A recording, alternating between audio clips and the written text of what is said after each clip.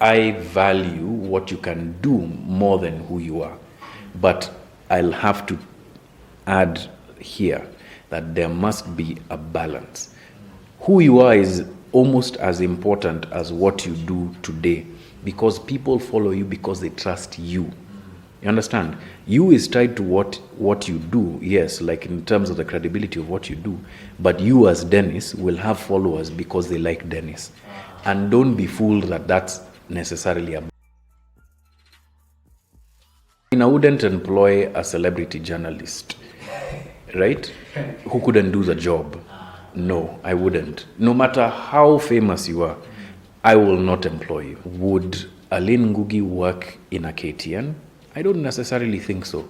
Would you employ somebody who hasn't gone through the traditional, education system to do a particular task? It's a cameraman, on camera, but has the skills self-taught? Yeah. Yes.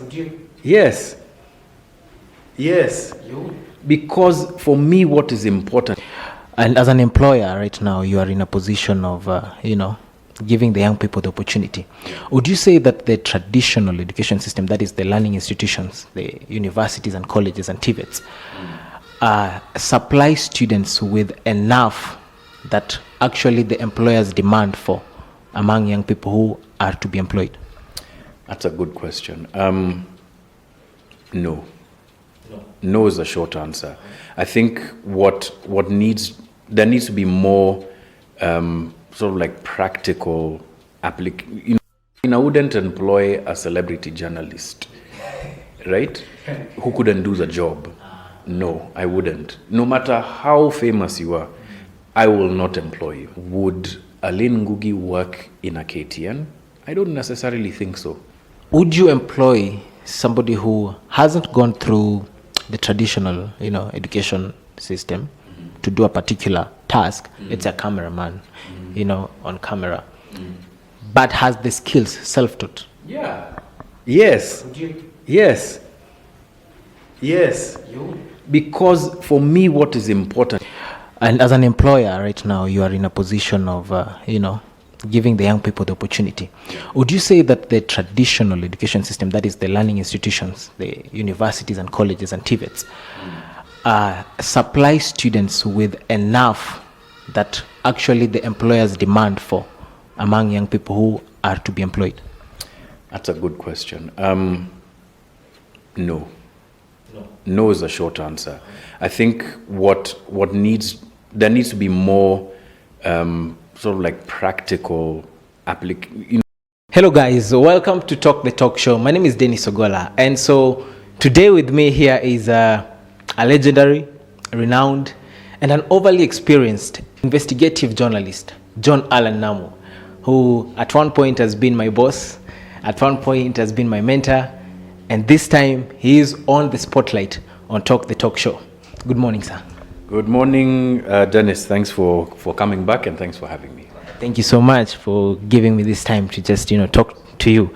Are you ready to talk the talk? I'm ready to talk the talk. Yeah, today I want us to talk about unemployment, but specifically unemployment among young people in the media industry, okay?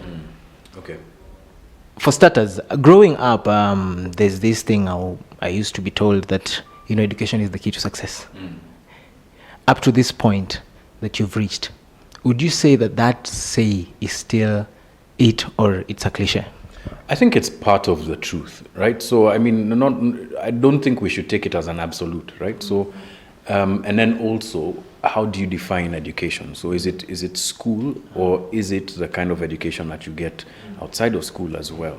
I think what that should tell people is just to be teachable throughout their lives, right? So to constantly think about opportunities where you can learn, whether it's in a social context, or it's in a classroom, or it's through your profession. Those are always opportunities to learn.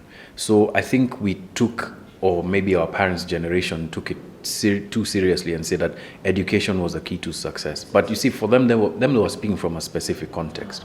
They had just been through colonialism. Kenya was just, at least my parents' generation, Kenya was just finding its feet. And for them, the way to be able to be inserted into the economy was through education. Now it's education plus. Education plus your social skills, education plus your network, education plus, what have you. It could be any numerous number of formulas. So it's part of the answer. I wouldn't say that it's all a lie. And if you look at it only through the lens of like schooling, then maybe you might be a bit frustrated by that saying. Saying education is one of the pillars that leads to employment, right? And as an employer right now, you are in a position of, giving the young people the opportunity. Would you say that the traditional education system, that is the learning institutions, the universities and colleges and TVETs, supply students with enough that actually the employers demand for among young people who are to be employed? That's a good question. No is the short answer. I think there needs to be more sort of like practical lessons that help you apply what you know practically in real life situations for specific professions. Journalism, for instance, is not the sort of thing that you learn in a classroom and go and be successful at on day one, right? So you, as I'm sure you learned while you were here and in maybe other contexts, you kind of have to learn through experience, learn through doing. And it's that apprenticeship model that needs to become a bit more of or rather a bigger part of journalism, as an example. But I've had the same complaint from people who, in law school, etc. And it's not so much about the content, but rather the way people consume the content, the way people not consume, but absorb the content. And it speaks more to our education systems, right? Like in the past, we were very good at cramming and revising the set book and knowing what the set book said at which point, what the textbook was, applying as a solution, etc. But there was very little in terms of critical thinking, right? And critical thinking, put another way and maybe oversimplified, is thinking on your feet, thinking about the situation that you have in front of you and figuring out what the right answers are.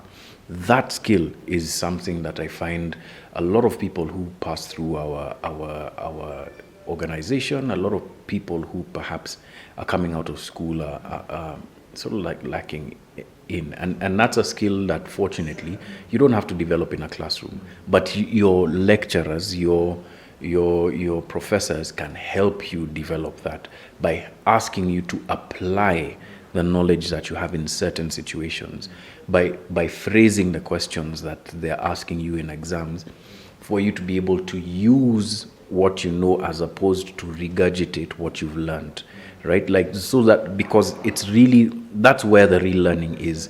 If you can understand a concept well enough to be able to explain it and to apply it, that's where the real learning is. But there's no use, I have very little use for a person who's going to come and tell me, okay, so the 5 W's and an H. Fine, that might be true, right? But how do you apply it in a context where, those things perhaps don't apply and you have to try and, build a story out of that? Yeah. Having said that, on a scale of 1 to 10, probably, how much would you say the traditional school, equipped you as a person to be wherever you are in your career right now? In terms of the pedagogy of journalism, I'd say, possibly around a 6 or a 7. In terms of the practical application of it, maybe a 5. But I'm looking at my university education more broadly, and there were courses in there that allowed for me to develop my critical thinking skills, my ability to explain. There's also stuff that happened outside the classroom that I think was, for me, important. Just being in a context where people are interested in learning and challenging the facts that are presented to them was important to me. So overall, I'd say I'd give it about a 6.5 to a 7. Yeah. It is. I mean, and it's an endorsement of the place that I came from, but I think what I lacked, and it's, you know, I can't really blame them because it was a fairly new course at the time that I was doing it. What they lacked in like the practical application of journalism, they more than made up for in helping us think through, you know, very critically what was happening in current affairs, the news of the day, how you should apply yourself, what actually happens in different contexts. And they would bring in a lot of people who are from the field to kind of talk us through what the real situation is. I mean, one of my favorite lecturers is James Oranga, and he had a lot to do with how I perceived journalism when I entered the newsroom. And he really gave me a very good grounding in that. Joe Cuddy, the late, great journalism lecturer, but, you know, journalist as well. The first thing that he taught us, the first thing that he would say in every class was publish and be damned. It's an old expression, but he allowed for us to understand what that meant in the classroom. And especially when practicing investigative journalism, that's really one of the principles that you kind of have to be, you know, aware of and also be faithful to. The things that you will publish will not be liked by very many people. And it's not so much that you're doing this to be liked, you know, you're doing this for people to benefit, the public to benefit. So be damned the personality, the persona that is John Allan, but let the content that you've published flourish. Yes, I'd say, having talked about the fact that the traditional education has got some problem at some point, let me bring in the aspect of media owners, employers themselves, because for an employment to occur, there has to be stakeholders. There's a missing puzzle here. Who do you think is to be held accountable for not making transition from being a student to an employed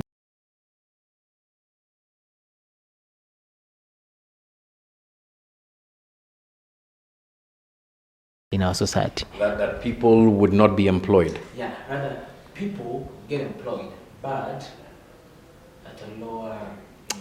Okay. So that's a much bigger question than, you know. Because there's the aspect of today we are asked, is it about connection, corruption, or education? Which one really actually gives you that opportunity? Well, certainly for African Censored, it's not corruption, and nor is it about connection. Otherwise, you know, I don't know you from Adam, you know, right? So that's really not something that we look at. But if we're looking more broadly, I think you see, you have to look at it in the context of who the Kenyan is and which society they exist in. And unfortunately, we live in a society that's quite prone to corruption, a society where we've been shown that sometimes the person that you know gets you somewhere. Now, I have to qualify that. That's not necessarily a bad thing. You will always, no man is an island, right? You will always get opportunities on the basis of people that you know, networks, etc., and being recommended to other people, right? But it's when those networks are used unfairly, right, or to the exclusion of other people who merit that opportunity that becomes a problem, right? That's where there's for me an issue. Because we all have networks, we all have social networks, and those social networks benefit us. So look at it in terms of the context of who we are as a country.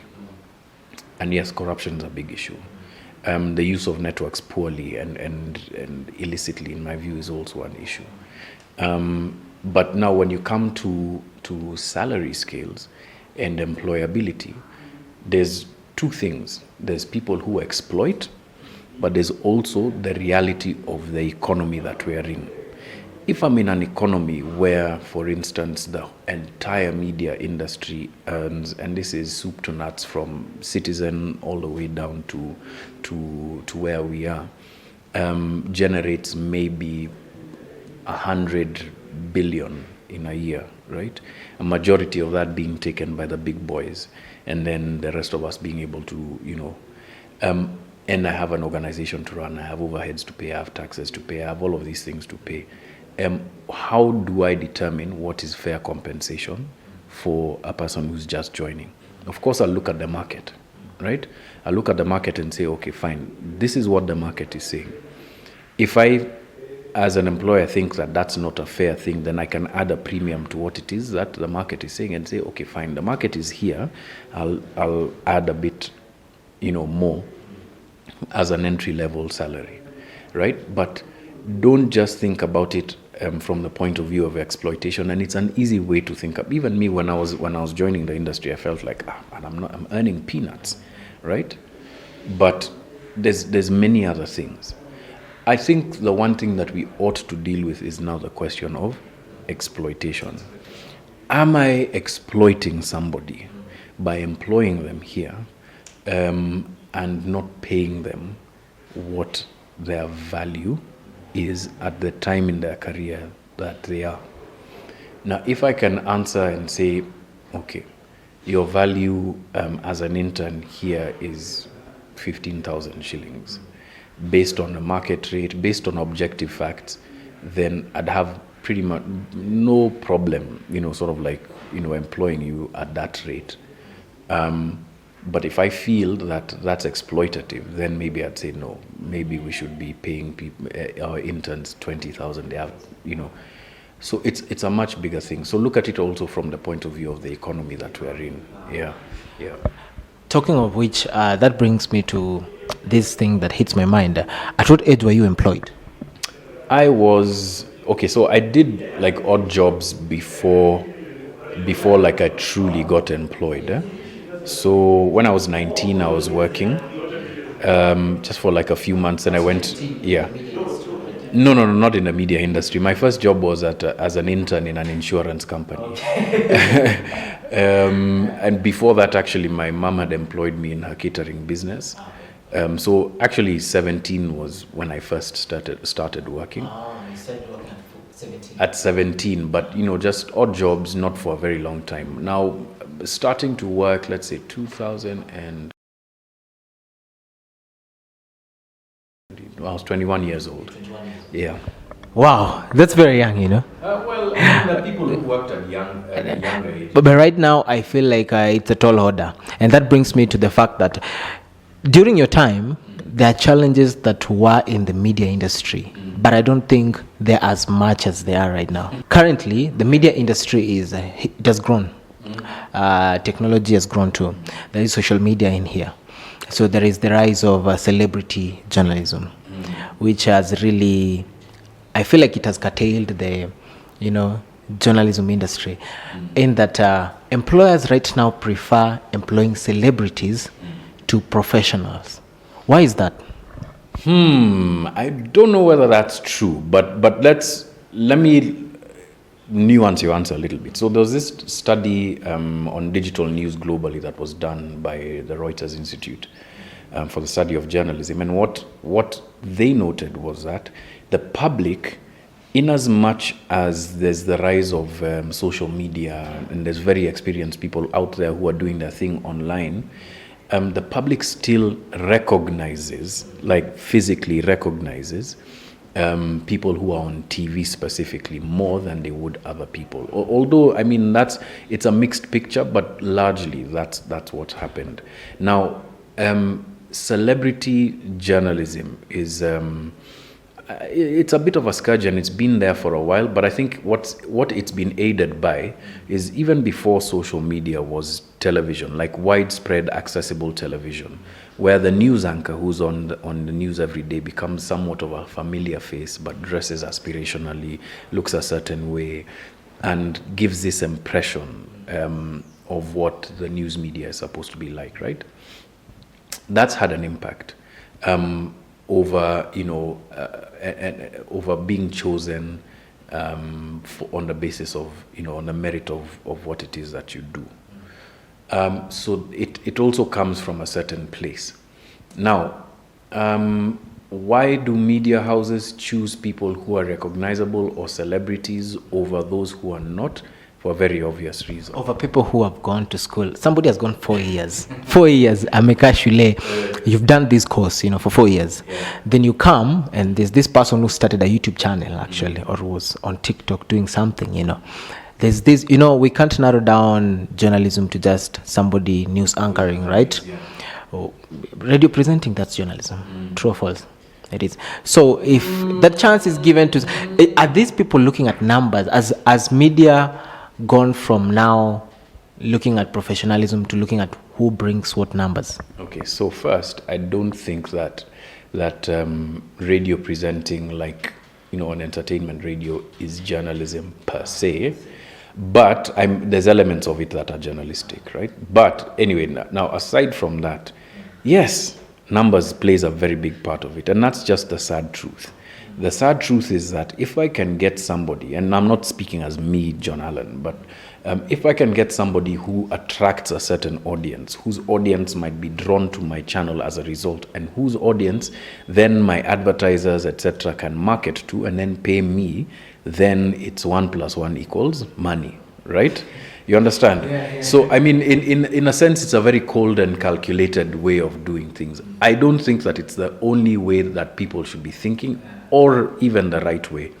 And increasingly, I think this is what is going to disrupt that model. People are looking for context, they're looking for meaning, they're looking for value in the content that they consume. It can be provided by celebrity journalists or celebrities, but more often than not, people are starting to find good content for themselves. Now, if the media company that is employing the celebrity journalist doesn't then respond to that and start to invest in the quality of their content, in the way it's presented, in how it's delivered, etc., then they're going to get left behind, and the celebrity model of journalism is going to not die, but certainly become less impactful in making that decision, because there'll be different reasons for why people tune in and tune out, and in a bigger reason now is what they're getting, what value they're getting. I'll give you an example. So Lynn Ngugi is very big on social media, right? She has her own audience. She has her own, the audience have, they come to her for a very specific reason. And they feel like they get value from the content that she generates for them. Would Allan Ngugi work in a KTN? I don't necessarily think so. I think that people found her and are loyal to her, but as her, right? As opposed to her being a function of, you get a KTN or what have you. And there are people who've tried to make that jump backwards, and it hasn't been quite successful. So I mean, long story short, celebrity journalism is going to be there for a long time. But it's not affecting employment. On the whole, it's a mixed picture. I mean, I wouldn't employ a celebrity journalist, right, who couldn't do the job.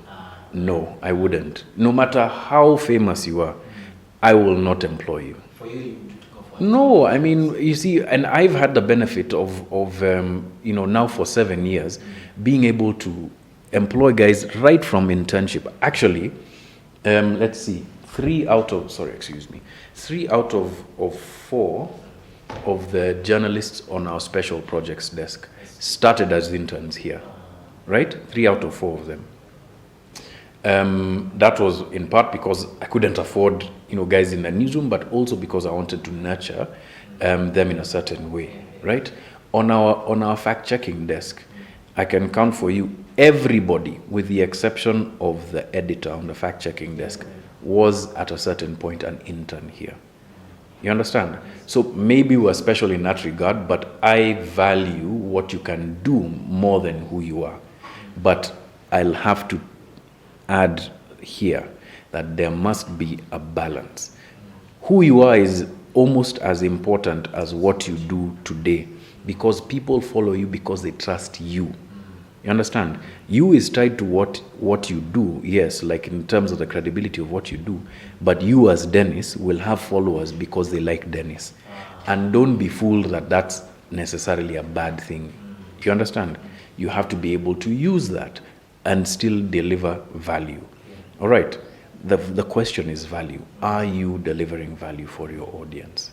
As I conclude, would you employ somebody who hasn't gone through the traditional, education system to do a particular task? It's a cameraman, on camera, but has the skills self-taught? Yeah. Yes. Would you? Yes. Yes. You? Because for me, what is important is how are you able to do the job? Do you understand? Everything that you learn in university, you can learn as you're doing the job. So many journalists, not even me, like journalists, even when I was joining as an intern, were not trained as journalists. There are some who weren't trained as cameramen. All of these people learned skills along the way. It's really about your aptitude for learning, your attitude, and whether you can do the job. And I'm not alone. There's plenty of employers who are looking at, okay, so can you do the job? You might have not gone to study IT, but you're great at coding. You're great at being able to create some very interesting code that can then, bring value to my business. Why wouldn't I employ you? You would employ. Yes. Finally, as an employer, what would you tell that one person who's looking for a job that you as employers look at that they should probably work on? In journalism? Yes. Okay, so one of the things we've struggled with is that a lot of people come out of school and are just not able to compose stories properly. And this is down to grammar. Not even at you don't know how to do a story. You don't know how to spell well enough to do a story. You don't know how to write in the language that you're most comfortable in. And this is a person who's been through university. That's a problem for me. Because what it tells me is not so much, it tells me partly about your education and where you've been, but it also tells me about your interest in the profession, because journalism is a communication-based profession. You have to be able to spell. You have to be able to express yourself verbally as well as, by writing, right? So that's one of the red flags that I look for. Is this person, and you'd be surprised how many people just don't do it properly. I think number two, the thing that I'd ask for you to do is build your value even when you're not employed, right? So like, for instance, I'm assuming here this is your channel, right? What you're doing now is you're building an archive of interviews and of content that you can then now go and show an employer, look, I have the skills, right? I've been able to polish them over time. Here are the people that I've interviewed. That's something then now I can go and objectively judge for myself. Use what you have, where you are, build your skill set. Build your skill set. Constantly be polishing that. Because it is your skills that are going to get you into the door, or even keep you in that room. It might be something else that gets you in the door, but it's whether you can do the job that will keep you there. And that is a function of being able to learn things every day. And your generation, I don't call it your generation, it's my generation as well, right?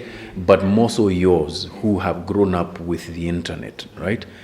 Know this more than I do, that you can learn anything on the internet. So learn how to do the job. Go and find people who are interesting to you. Develop that skill all the time. I think the final thing is, it's a question of aptitude, right? And I mean, an aptitude for learning is just a person who's willing to be teachable, a person who's willing to do the work, sometimes in situations and contexts that are uncomfortable. I might get cancelled for saying this, but sometimes also for less money than you think you're worth, right? Because the goal for you shouldn't just be about what you earn today. It's being able to build a pipeline for what then you can earn tomorrow. Now, I balance against that by saying, don't also go into a place where you will be in an abusive relationship with your employer. And it's easy to tell when something is abusive. They don't acknowledge your skills. They constantly underpay you. They steal your ideas. They are constantly deriding you, making you feel less valuable than you are outside of the money. Don't get into those kinds of situations. But sometimes when you love something enough, you're willing to even like perhaps take less than what you have because you have a bigger goal. And the final thing is, not everybody can love what they do immediately, especially given that there are not very many jobs. Right, like do what they love, I mean. Yeah. But if you get an opportunity to do so, to work, love what you do. I know this sounds trite, especially coming from someone who's been in a profession that they've loved since the beginning. But I often see people who perhaps are not in the thing that they are most passionate about, but they commit themselves to what it is that they're doing and find every opportunity they can to constantly want to improve, to be better, and to do the job well. Yeah. So yeah, thank you. Thank you so much, sir. Thank you so much. We are grateful right here at Talk the Talk Show. My name is Dennis Ogola. This was Talk the Talk Show with John Allan Namu. Till next time, subscribe, like, share. Thank you so much.